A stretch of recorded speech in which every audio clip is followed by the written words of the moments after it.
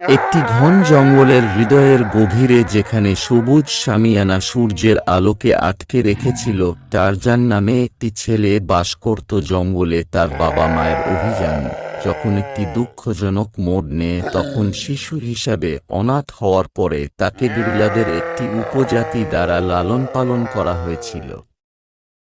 অল্প বয়স থেকেই টারজান একটি বানরের চটপটে লতা থেকে লতাতে দোল খেতে এবং জঙ্গলের প্রাণীদের সাথে যোগাযোগ করতে শিখেছিল। তার সবচেয়ে কাছের সঙ্গীরা ছিল তান্টার, ভদ্র হাতি, এবং তারক, দুষ্টু শিম্পাঞ্জি। তার বন্য লালন পালন সত্ত্বেও টারজানের হৃদয় অন্যান্য মানুষের সাথে সংযোগের জন্য আকুল ছিল। জঙ্গলের বাইরের পৃথিবী সম্পর্কে তার কৌতূহল দিন দিন বাড়তে থাকে। একদিন অভিযাত্রীদের আগমনে জঙ্গলের শান্তিপূর্ণ ছন্দে বিঘ্ন ঘটে। তাদের মধ্যে জেন ছিলেন বন্যপ্রাণীর প্রতি অনুরাগ সহ এক উদ্যমী তরুণী। টারজান তার উপস্থিতিতে মুগ্ধ হয়েছিল এবং তার পৃথিবীকে বোঝার আকাঙ্ক্ষা অনুভব করেছিল।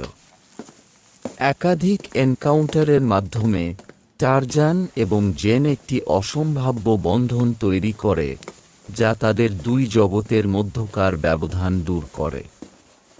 জেনের নির্দেশনায় টারজান তার সাথে জঙ্গলের বিস্ময় ভাগ করে নেওয়ার সময় মানুষের রীতিনীতি এবং ভাষা সম্পর্কে শিখতে শুরু করে।